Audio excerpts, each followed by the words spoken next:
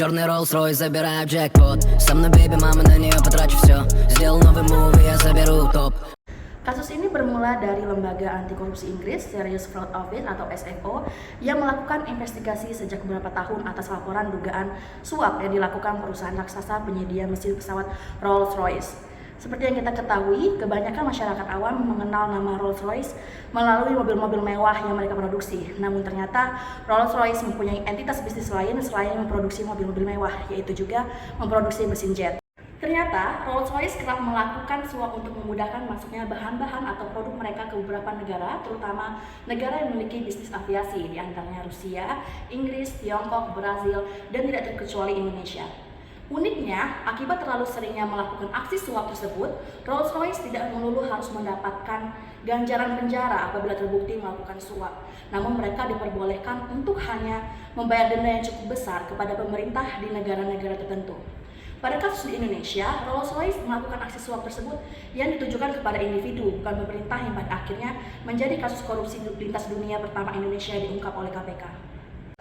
Dalam hasil yang ditemukan pihak berwenang di Inggris pada tahun 2019 silam, pihak Rolls-Royce memberi suap 2,2 juta US dollar dan mobil Rolls-Royce Silver Spirit kepada salah satu individu, yaitu Emir Syahsatar, yang pada saat itu masih menjabat sebagai Direktur Utama Garuda Indonesia, salah satu maskapai penerbangan terkemuka di Indonesia. Aksi suap Rolls-Royce kepada Emir Syahsatar dilakukan untuk mengubah dan mempengaruhi kontrak dengan Rolls-Royce terkait penyediaan mesin jet Trent 700 bagi Garuda Indonesia di pesawat Airbus A330. Hasil investigasi itu menemukan bahwa Rolls-Royce memberi suap agar rivalnya tidak mengikuti penawaran demi pengamanan kontrak Rolls-Royce dengan sejumlah maskapai di beberapa negara termasuk Garuda Indonesia. Selain Emir Syahsatar, terdapat aktor lain dalam pusaran kasus suap Rolls-Royce, yaitu Sutikno Sudarjo, pendiri PT Mugi Rekso Abadi, yang menjadi perantara antara Rolls-Royce dan Emir Syahsatar, yang pada akhirnya turut mengaitkan Hadinoto Sudikno sebagai Direktur Teknik Pengelolaan Armada Garuda Indonesia. Kasus suap Rolls-Royce dan korupsi Emir Syahsatar telah menjadi perhatian publik secara luas. Akibatnya, putusan PN Tipikor pada PN Jakarta Pusat dengan nomor 507/PDTG/2018/PN-PN.PST menetapkan hukuman penjara Emir Syahsatar selama 8 tahun dikurangi selama berada dalam tahanan. Dia juga harus membayar denda sebesar 1 miliar rupiah, dan jika tidak dibayar, dia akan dikenakan pidana kurungan selama 3 bulan. Kasus ini dimulai pada tahun 2016 dan berakhir pada tahun 2021.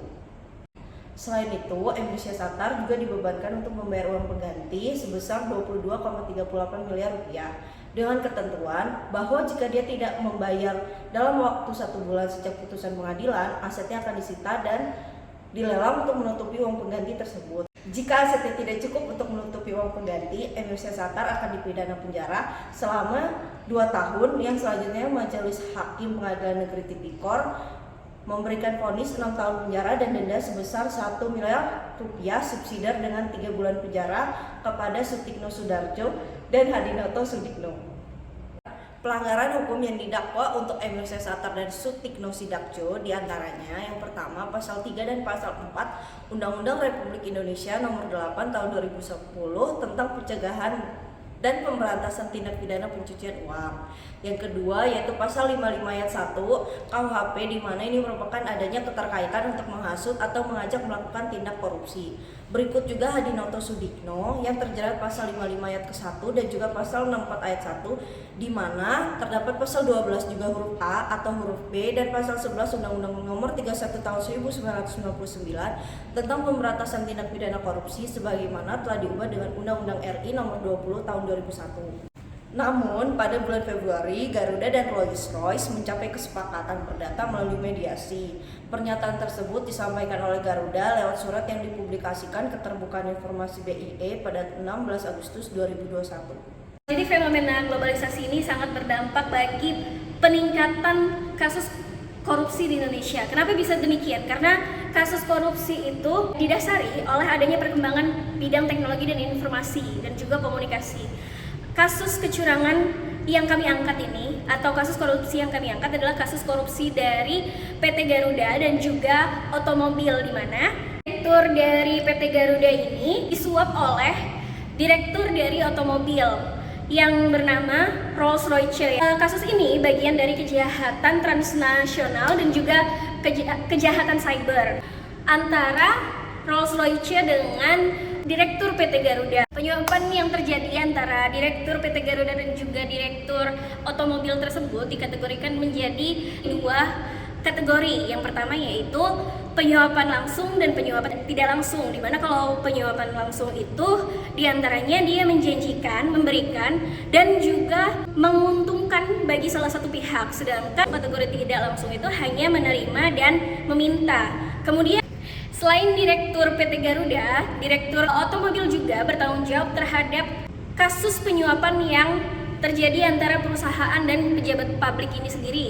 Kenapa? Karena kejahatan ini dapat dikategorikan sebagai kejahatan pelanggaran terhadap UNCAC, yang dimana Indonesia ini meratifikasi aturan tersebut dalam Undang-Undang Nomor 7 Tahun 2006 tentang pengesahan UNCAC. Kemudian ditinjau dari adanya kasus tersebut memperlihatkan bahwa kasus korupsi ini sama sekali tidak menguntungkan negara Indonesia. Mengapa demikian? Karena kasus korupsi ini sejatinya memberikan dampak negatif terhadap perekonomian Indonesia. Selain dampak ekonomi, kasus korupsi ini juga dapat menyebabkan dampak lain seperti dampak terhadap perubahan sosial, kemudian dampak di bidang budaya ataupun di bidang lainnya. Karena ketika ada suatu kasus yang dapat mengganggu perekonomian, maka hal tersebut akan mengganggu aspek-aspek lain yang turut serta untuk membangun Indonesia.